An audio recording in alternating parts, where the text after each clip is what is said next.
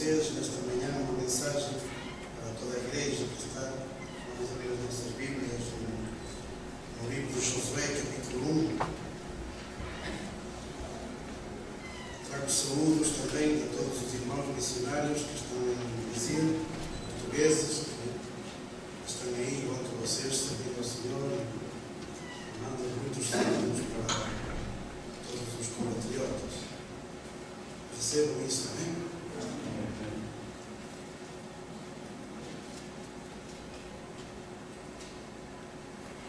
Eu quero falar acerca de que nós temos como igreja, dentro do plano de Deus, o dever de avançar.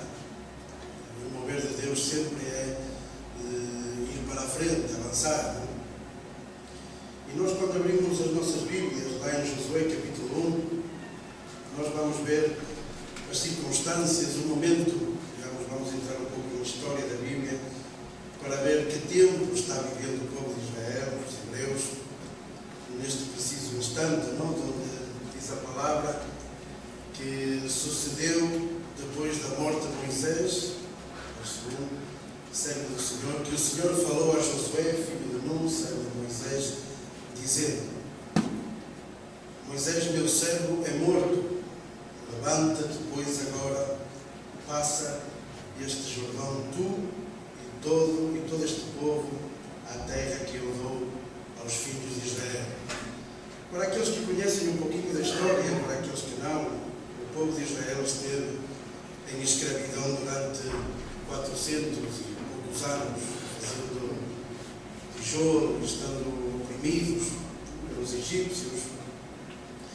E depois disso, pois, Deus usou um homem chamado Moisés para poder tirá-los dessa opressão, para libertá-los da escravidão e assim poder conduzi-los a uma terra que deu para eles. Mas, por circunstâncias da vida, todos temos que passar. Moisés morreu, Moisés, com 120 anos de idade, teve que partir, chegou ao final da sua peregrinagem e, nesse momento, pois, todo o povo de Israel passou por umas circunstâncias bastante duras, momento de luto, momento de insegurança, de falta de estabilidade, porque com Moisés as coisas eram mais seguras. Ele era um homem que tinha muita comunhão com o Senhor, foi o homem que baixou as tábuas da lei para o povo de Israel, foi o homem que Deus usou para fazer tantas maravilhas. E o povo sentia segurança com Moisés. E este homem, Josué, também, que era o ajudante de Moisés, também estava muito bem protegido com Moisés. Todos desfrutavam de poder ter um líder como ele. Então, em realidade, as circunstâncias agora são bastante difíceis. Há um momento de dúvida, de insegurança. Falta o líder, falta o homem que lhes tinha conduzido até aqui. Então, passando esse momento e a morte, o desaparecimento de Moisés, as circunstâncias passam a ser bastante adversas. Os ventos não são muito favoráveis para eles. Mas mesmo assim, dentro desta problemática, o Senhor fala com Josué. E o Senhor diz a Josué: diz Moisés, meu servo, é morto, levanta-te e passa este Jordão. O que quer dizer isto? Que mensagem nós podemos tomar para a Igreja de Jesus Cristo, do qual todos somos parte, de que nós necessitamos avançar, qualquer que seja a circunstância. Apesar de qualquer circunstância, a Igreja necessita avançar. Ela necessita avançar no propósito e no plano que Deus tem para ela, de conquistar almas, conquistar territórios, poder chegar ao momento de terminar a peregrinagem e partir com Cristo. E não pode deter-se, não pode resignar-se, não pode voltar para trás. Tem que avançar. Com luto, com problemas, com circunstâncias negativas, mas ainda assim temos um chamado, cada um de nós, como igreja, de avançar. Amém? Não te resignes.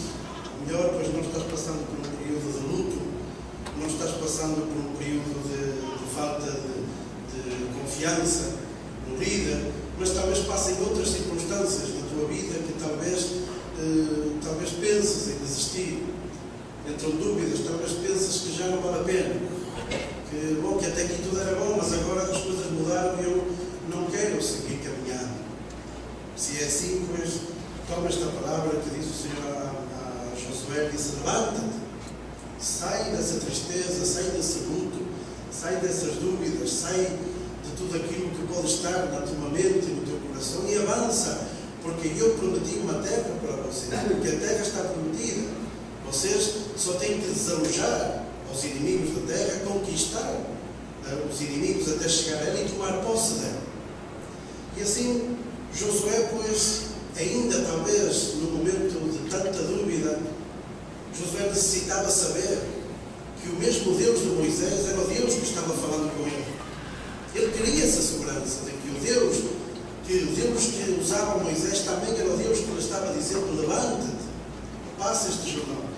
E para isso o Senhor lhe dá no verso 5 duas promessas. Ele diz: ninguém se susterá diante de ti todos os dias da tua vida. Como fui com Moisés, já está certificando que é o mesmo Deus que estava com Moisés, como estive com Moisés, também estarei contigo. Assim, não te deixarei, nem te desampararei. Amém? O segundo ponto importante para uma igreja que quer avançar corretamente é que ela necessita avançar apoiada nas promessas do Senhor. Amém? Temos que apoiar-nos nas promessas que o Senhor nos dá, as promessas que estão escritas. Neste caso, estava prometida a terra. Eles sabiam que essa terra era para eles, mas eles necessitavam apoiar-se nessas promessas, na promessa do poder invencível que ia estar sobre Josué.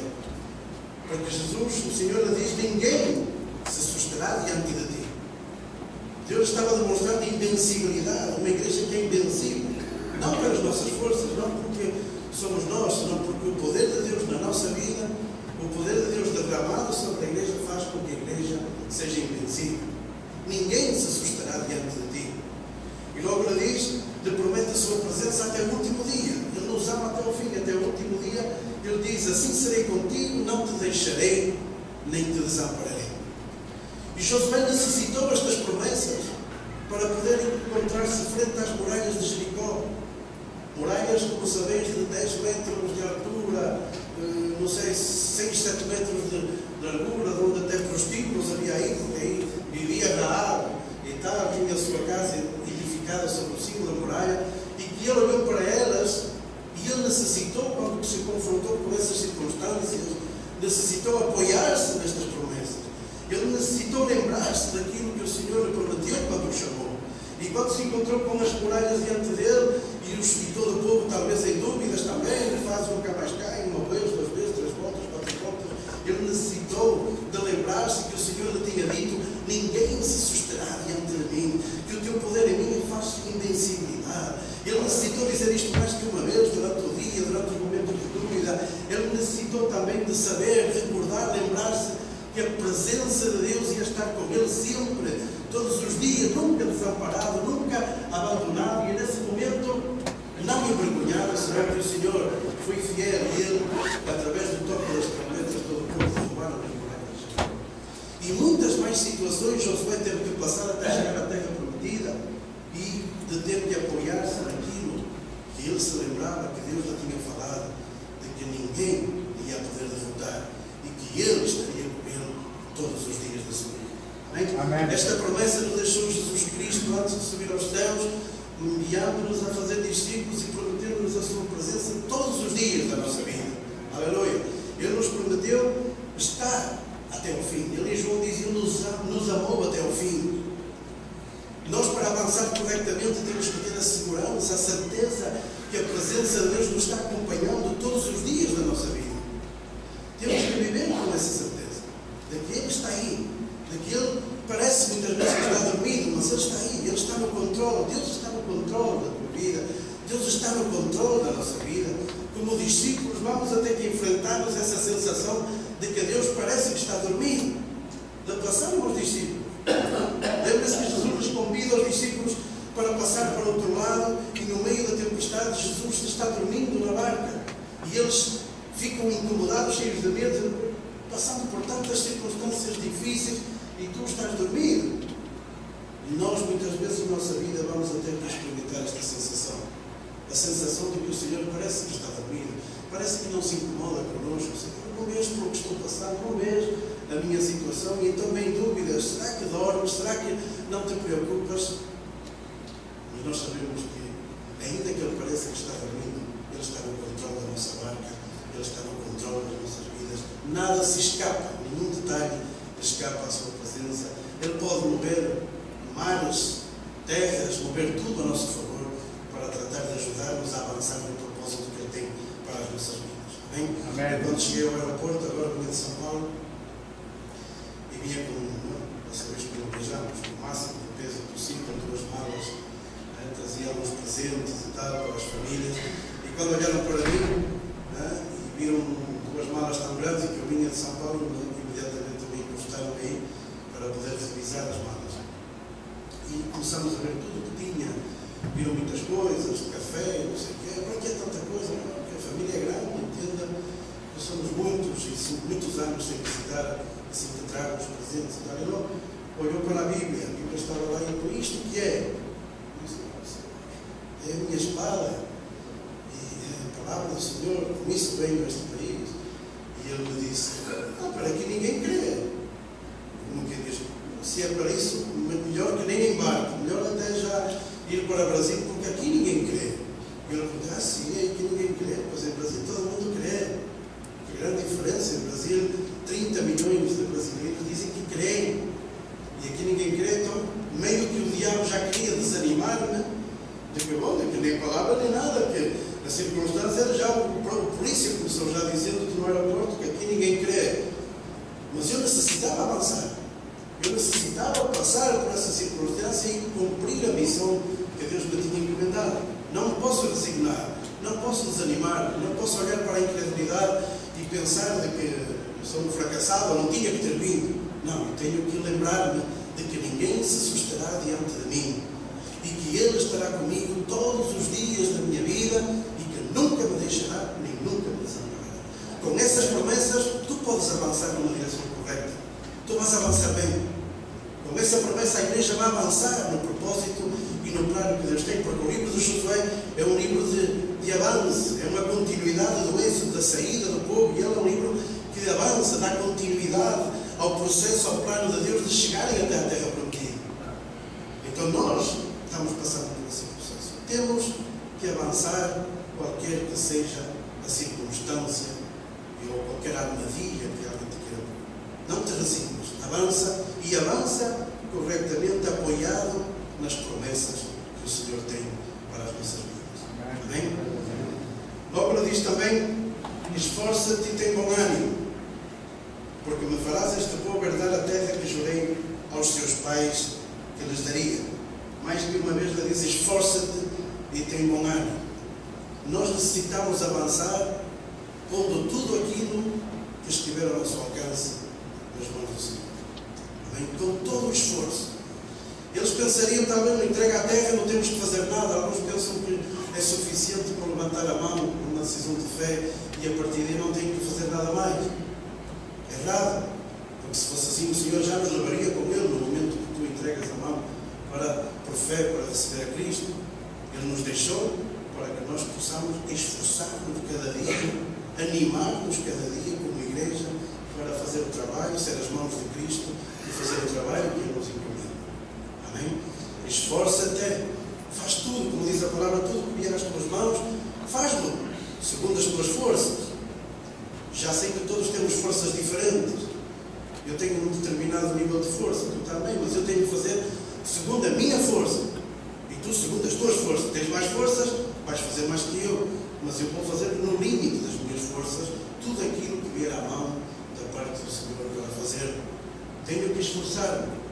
Não é suficiente com ser um religioso, com praticar um ritual de adorar a Deus, aleluia, ir à igreja. Não é suficiente. Nós temos que esforçar cada dia. Temos que esforçar-nos para amar o próximo. Temos que esforçar-nos para entrar na presença do Senhor. Porque todo o que é espiritual requer um esforço. Esforça-te para buscar a Deus. Esforça-te para ir à reunião. Esforça-te para devocionar. Esforça-te para receber o máximo de Deus que possas receber neste tempo. Amém? Amém. Desses 30 milhões que se dizem, é evangélicos num país de 188 milhões. 30 milhões parece que estão, não digo os 30 milhões, porque há homens de Deus, há ministérios que são santificados, ministérios que ajudam as almas, etc. Mas agora se levantou uma nova forma de religião, que é o evangelho não praticante. Me surpreendeu, porque eu lembro-me que eu perguntava, e ainda perguntamos a algumas pessoas às vezes de que religião são, e eles diziam: não, eu sou católico. Meu pai mesmo dizia: eu sou católico, passa que eu não pratico. Sou católico, mas não praticante, o qual produzia muita confusão. Então não pratica, como não pratica? Se não pratica, é porque não é. E agora, por toda a tradição do país mais evangelizado do mundo, agora todos nascem perto de igrejas, em ambientes fáceis de identificar-se como crentes. Então tu perguntas a qualquer um: o que é o Evangelho? Vocês que se conhecem brasileiros, quase todos eles dizem que são evangélicos, ainda que dizem: não pratico, não vou ao culto. É estranho, não? Como é que dizem que fazem parte do Evangelho, logo não o praticam, não o pregam, não vivem realmente aplicando os princípios bíblicos, que é o que faz falta, homens e mulheres que apliquem a palavra, que apliquem os princípios bíblicos que estão estabelecidos nela para a felicidade do nosso matrimônio, do nosso ministério, de tudo aquilo que empreendamos. Amém? Assim que esforcemos-nos, ponhamos tudo aquilo que estiver ao nosso alcance, para então poder avançar na direção correta, não como sendo religiosos, praticantes de rituais dominicais, senão como homens e mulheres realmente desgastando-se para o progresso do Evangelho. Paulo dizia: eu sei que todas as coisas que me passam contribuem para o progresso do Evangelho. Aleluia. Assim que é um consolo saber que tudo aquilo que está sucedendo na igreja, isso está contribuindo para o progresso do Evangelho, se estamos dispostos a sofrer pela causa de Cristo. Amém? Logo no verso 8 diz: não se aparte da tua boca o livro desta lei, antes medita nele dia e noite, para que tenhas cuidado de fazer conforme tudo quanto nele está escrito, porque então farás prosperar o teu caminho e então prudentemente te conduzirás. Amém? Logo o Senhor está falando à vida de Josué, é de que ele vai ter que obedecer constantemente à sua palavra. Amém? A igreja que quer avançar na direção correta tem que viver numa obediência constante à palavra do Senhor. Jesus diz aos seus discípulos: se vós permanecereis na minha palavra, sereis verdadeiramente meus discípulos. E permanecer na palavra, estar na palavra, não é só escutar, entrar por aqui, senão é sujeitar-nos à autoridade da Bíblia. Senão é fazer com que esta palavra seja a que nos guia, a última e a primeira palavra das nossas vidas. E tratar de constantemente obedecer esta palavra, porque isso é garantia de êxito, de sucesso ministerial, familiar, porque diz: prudentemente te conduzirás, prosperarás nos teus caminhos, se nos sujeitarmos aos princípios bíblicos que Deus estabelece para as nossas vidas. Amém? Obediência completa, gozosa e imediata a esta palavra. Às vezes preferimos obedecer à cultura do país, preferimos obedecer à tradição, nos deixamos levar por tradições. Vocês sabem o que é isso? Tradição sempre se fez assim. Isso se chama tradição. Sempre se fez assim. Então, como sempre se fez assim, no momento que tu tomas uma decisão, tu te deixas levar pela tradição e tu fazes aquilo que sempre se fez assim. O meu pai fazia assim, a minha mãe fazia assim, a minha avó fazia assim, os meus bisavós faziam assim, então eu também faço assim. Errado.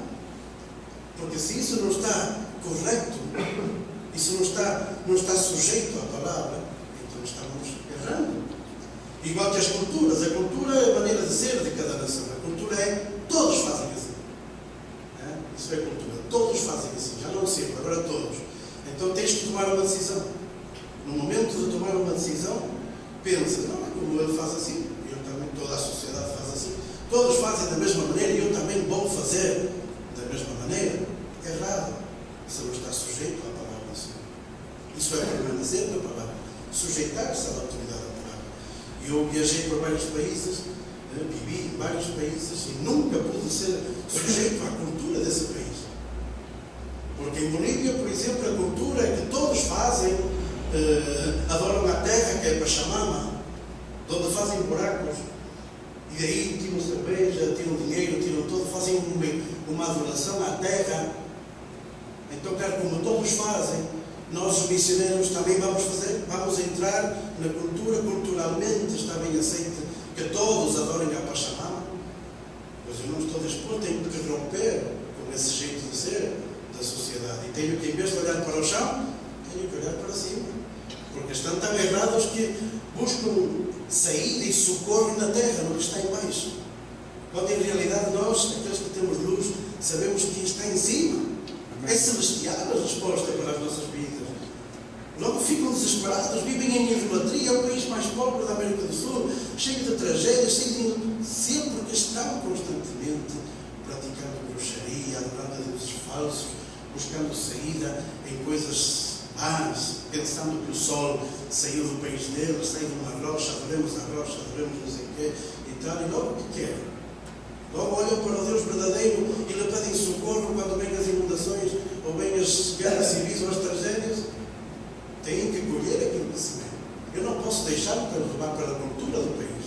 Tu não podes deixar-te levar pela cultura portuguesa, pelo jeito de ser desta cultura.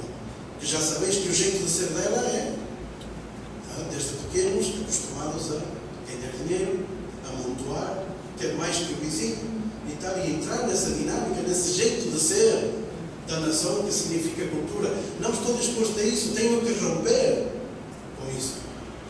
Quando Jesus chegou à província dos Gadarenos, todos os gadarenos na província viviam de criar porcos.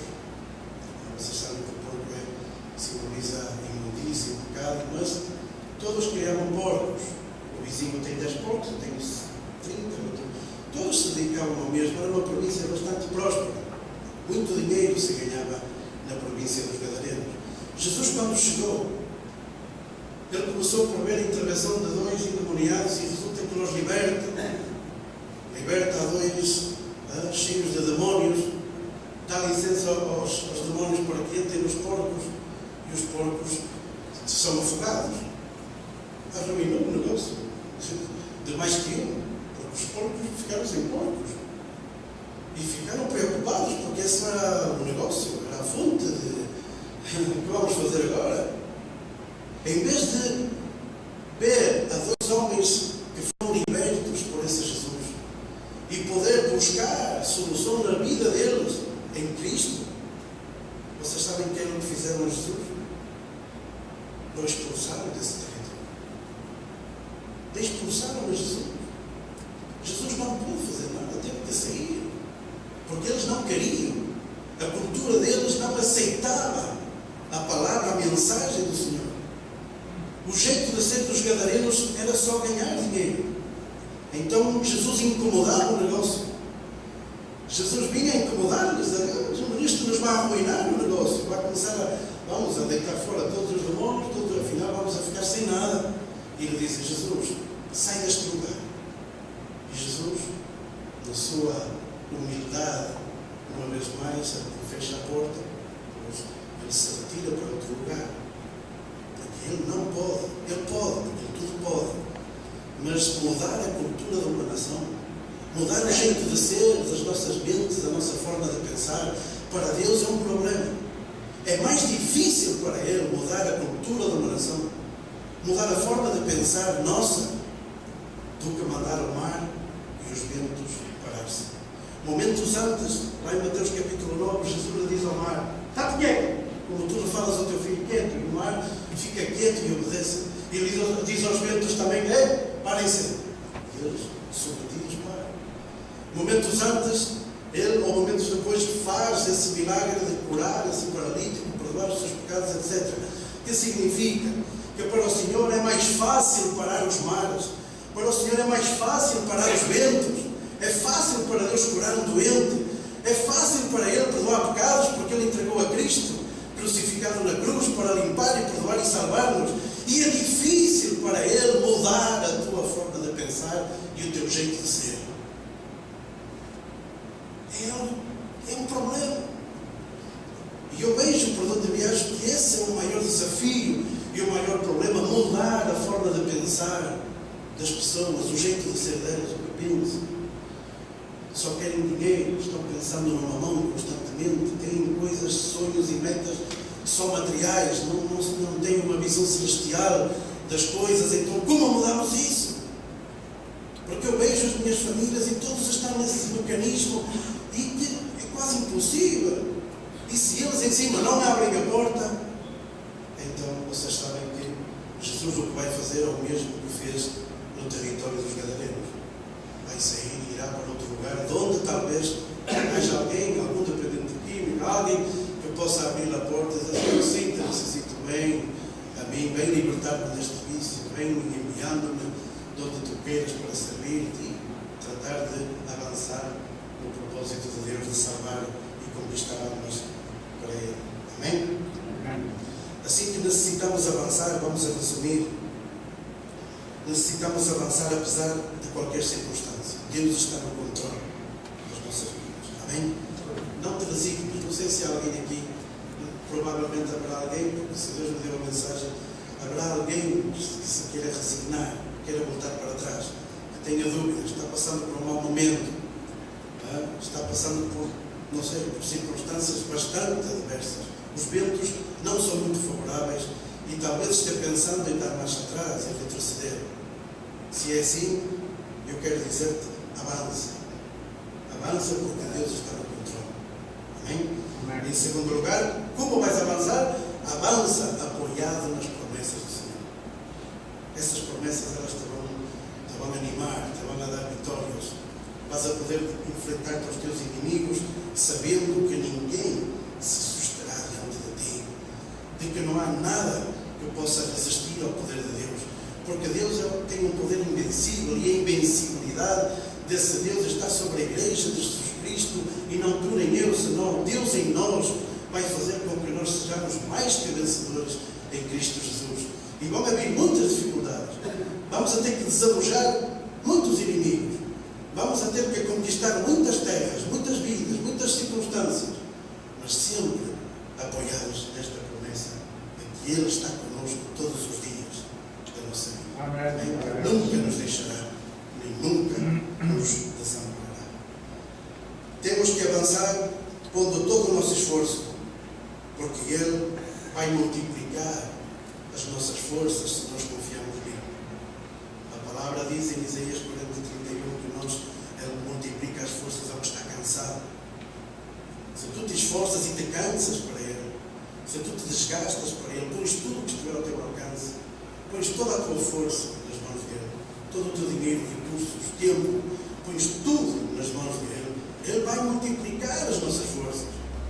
Porque diz, Ele multiplica as forças ao que está cansado e voarão como as águias, terão novas forças. Também são promessas que eu me tenho que apoiar para avançar no propósito que Deus tem para a minha vida. Apoia-te nessa promessa. Apoia-te que serás como uma águia, que vai ver as coisas com uma grande visão clara daquilo que está sucedendo. Serás como uma águia que ela depois vê os problemas de uma forma pequenina, porque está no alto, e quando olha vê um prédio desta maneira e vê os problemas sendo pequenos problemas para o Deus tão grande que tu e eu representamos e que deu a vida por cada um de nós. Amém? Apoia-te nas promessas, porque Ele não é um político para mentir, para prometer e logo deixar de cumprir. Agora estamos em eleições em Brasil e todo mundo sai a fazer promessas. Já estão todos dizendo que as estradas vão melhorar, o salário mínimo vai subir, e tal, o que eu vou fazer, eu vou tentar mandar milhões para combater o crack, eu vou fazer não sei o quê, cada um lançando as suas promessas para seduzir aqueles a que votem neles.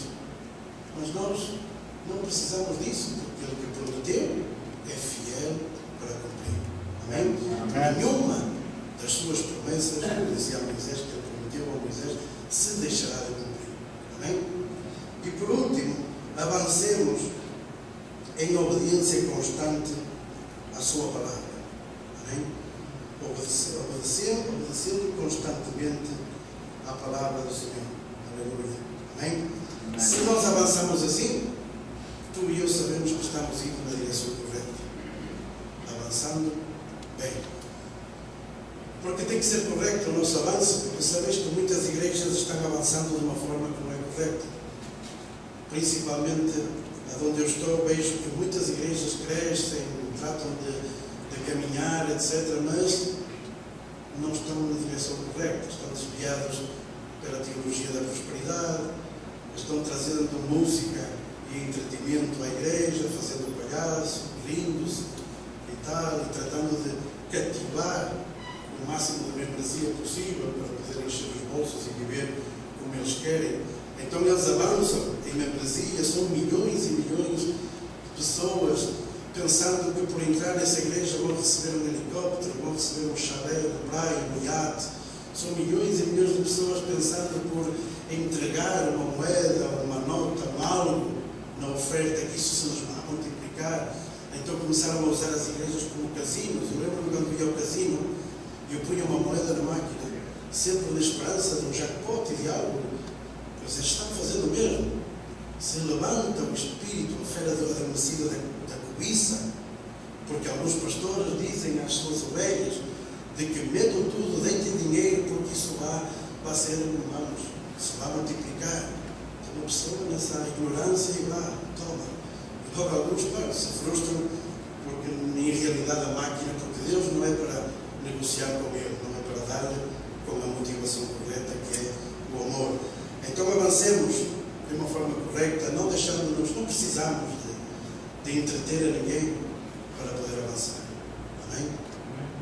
A última é que alguns pastores se dedicam a praticar risas desde os púlpitos. Chegam ao púlpito e dizem, hoje não vou pregar. E começa a rir-se. Fazendo um palhaço e tal, de tal maneira que se contagia toda a igreja e todo mundo começa às gargalhadas. E assim se diverte durante o período do culto e trata de criar entretenimento para encher a igreja, porque já não sabem o que fazer. São milhas e milhas e milhas de igrejas, parede por parede, igreja. São como restaurantes, cada um busca o menu mais adequado para poder encher essa igreja. Um faz as 7 unções e tal, vem para lá, tu diz a areia de não sei quanto e tal, e fazendo promoções para tratar de conquistar essas milhões de vidas que estão vazias e desesperadas. Então eu quero referir-me de que não precisamos disso. Amém? Não precisamos disso, porque a mim não me dá vontade de rir. Não sei a ti, mas a mim não me dá vontade de rir quando estou na minha igreja pregando e olho e vejo prostitutas, dependentes químicos, vejo famílias desesperadas. Eu não tenho vontade de rir. Eu não sei porque se ri tanto. A mim me dá vontade de chorar. Uma angústia ver as almas sofrendo, uma angústia ver o que me rodeia, uma angústia ver aonde leva a religião, uma angústia. Tudo isso me produz um quebrantamento, um sofrimento. De onde está a vontade de rir? Às gargalhadas. Nós vamos adiantar agora aqui às gargalhadas. A coisa não está muito para risas quando vais a países e vês que estão completamente entregues à idolatria. Te dá vontade de rir? A mim não. A mim não me deu vontade de rir quando puseram uma criança à porta da minha casa, abandonada para que eu cuidasse, e hoje passa a ser um filho meu adotado que eu trouxe. Não me deu vontade de rir isso. Me dá vontade de chorar. Esse não é o Espírito Santo que está a fazer isso, porque o Espírito Santo é o autor da Bíblia e nunca o Espírito Santo vai dizer a ninguém que não pregue. Venha o pastor que vier e diz, não, o Espírito falou para eu não pregar. Como é isso? Esse não é o Espírito Santo que eu conheço, esse não é o autor das Sagradas Escrituras, que quer pregar e glorificar a Cristo através da palavra. Que Espírito é esse, então, que se move nas igrejas? É o Espírito Santo que deita todo mundo às gargalhadas, a rir-se de não sabemos de quê. Mesmo eles não sabem porque se riem. Na última também, isto digo para que os animeis um pouco. A última é um pastor que se põe numa coleira de cão, de cachorro, a esposa dele vai com uma corrente atrás dele e saem os dois e a igreja começa a gritar, de onde ele vai, eu o sigo, de onde ele vai, eu o sigo, de onde ele vai, eu sigo, e esse é o movimento que eles fazem. Será que não era mais fácil ir a Efésios capítulo 6 e ver o papel que ocupa o esposo e a esposa e não estar a fazer o cachorro? Imaginais a hora que eu tenho que fazer o cachorro aqui e alguém venha com uma correia atrás de mim e tal. Eu disse, quê? De onde chegamos? Até de onde vamos a ir? De onde está a angústia da igreja? O Espírito Santo diz que veio para trazer convicção de pecado, de justiça e de juízo. Esse é o Espírito Santo que eu conheço. Convicção de pecado, de que somos pecadores, a nossa condição, de justiça em Cristo e de juízo. Todos vamos a ter que ir um dia diante da presença de Deus. Esse é o trabalho do Espírito Santo. Eu vinha de Lisboa, desde que saí